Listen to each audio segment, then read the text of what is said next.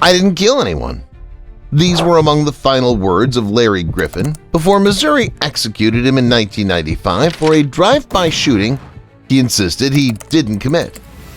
The entire case against him rested on a single eyewitness, a man who claimed to have seen Griffin firing from a speeding car. 10 years after Griffin's execution, a shocking discovery was made. That sole witness, Robert Fitzgerald, wasn't even in St. Louis on the day of the murder. He was more than 1,000 miles away in California. By then, it was too late. Larry Griffin was already dead. This isn't fiction. This is the American justice system. June 26, 1980, a hot summer afternoon in St. Louis, Missouri. 19-year-old Quintin Moss was standing on a street corner in a predominantly black neighborhood when a car drove by. Shots rang out. Moss fell to the ground, hit multiple times. Moss died at the scene from multiple gunshot wounds. The shooting had all the hallmarks of gang violence that plagued the city. Police had few leads. No weapon was recovered. No fingerprints. No clear motive. The car used in the shooting was found abandoned miles away. Initially, police reported no eyewitnesses to the shooting. The case seemed destined to join hundreds of unsolved homicides in the city. Then, 3 months after the murder, a man named Robert Fitzgerald came forward. He claimed to have witnessed the entire shooting.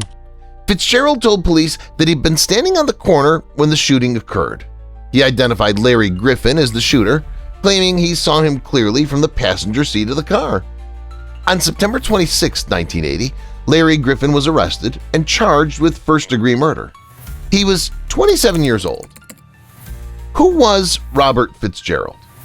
This question will become central to the case decades later. Fitzgerald was a career criminal with convictions for fraud, theft, and drug offenses. At the time he came forward, he was facing felony charges in another case. After identifying Griffin, those charges were reduced, and Fitzgerald was placed in a witness protection program, receiving financial support from the government. Former Detective Robert Keppel said Fitzgerald was what we called a professional witness. He had testified in other cases before. He knew how to tell a story that would convince a jury. Fitzgerald's account was detailed and compelling. He described the car, the weapon, and claimed he saw Griffin's face clearly as the car drove by. What jurors didn't know, Fitzgerald had given multiple contradictory statements. In some versions, he was standing on the corner. In others, he was across the street.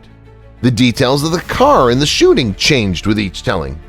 Griffin maintained he was nowhere near the scene. Several family members were prepared to testify he was at home at the time of the shooting.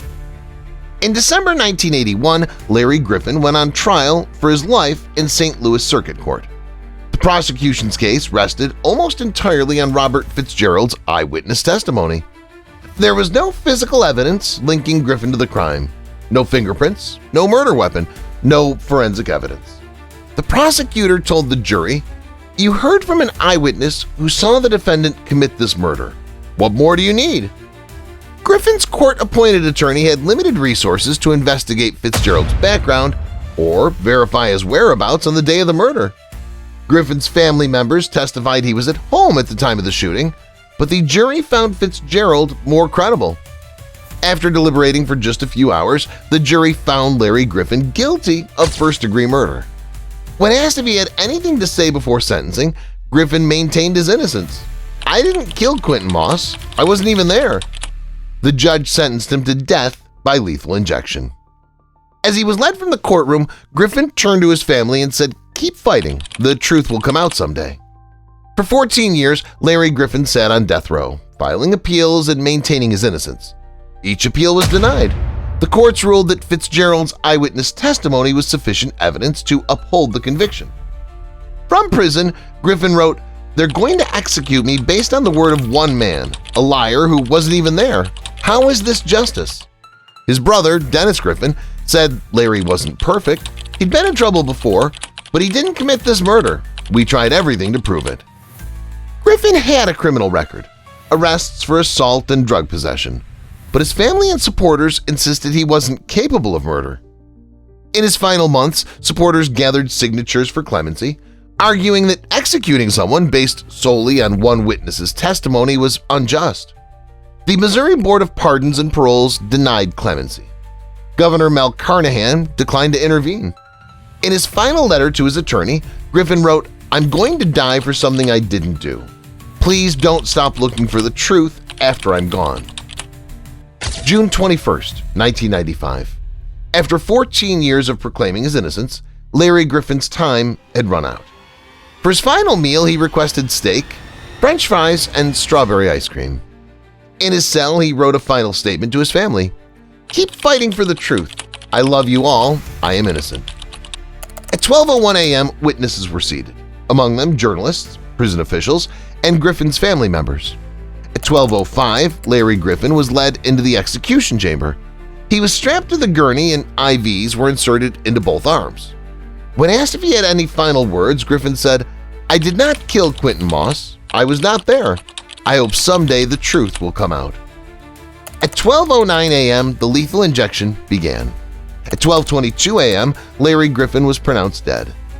Missouri had carried out its 26th execution since reinstating the death penalty. In 2005, 10 years after Griffin's execution, the NAACP Legal Defense Fund and the St. Louis Circuit Attorney's Office opened a joint investigation into the case. Professor Samuel Gross led the investigation, interviewing witnesses and examining evidence that had never been presented at trial. What they discovered was shocking. Robert Fitzgerald, the sole witness against Griffin, wasn't even in St. Louis on the day of the murder. Records showed Fitzgerald was in California, more than 1,000 miles away when Quintin Moss was killed. Even more damning, the first police officer at the crime scene, Michael Ruggeri, told investigators there were no civilian eyewitnesses to this killing, period. The original police report confirmed this. No witnesses had come forward at the scene. Investigators also found a new witness, Wallace, who had been wounded in the same shooting. Connors identified a different man as the shooter, a man who has since died of natural causes. Connors said, "I was there. I was shot too. It wasn't Larry Griffin who did the shooting. I never told police because no one asked me." In July 2005, St. Louis Circuit Attorney Jennifer Joyce announced the findings. "The evidence we have uncovered suggests that Larry Griffin may have been innocent of the crime for which he was executed." For Griffin's family, the investigation confirmed what they had always believed.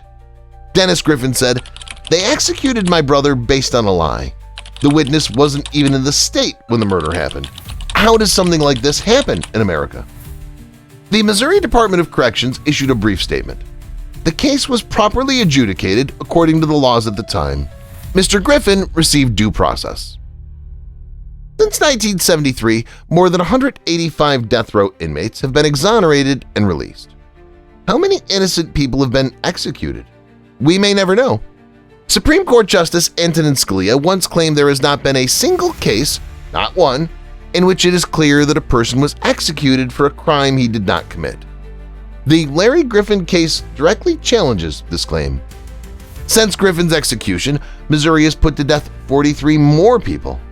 How many were convicted based on similarly flawed evidence? Professor Gross said, "What's most disturbing about the Griffin case isn't just that an innocent man may have been executed. It's how easy it was to send him to his death based on the testimony of one lying witness." Larry Griffin was executed based on the testimony of one witness, a witness who wasn't even in the same state when the murder occurred. No physical evidence ever linked him to the crime. No motive was ever established. And a wounded survivor of the shooting identified a different shooter. Griffin's last words included, "I hope someday the truth will come out." 10 years later, it did. Too late to save his life. Join our community demanding accountability from our justice system, because sometimes the truth emerges only after it's too late to matter.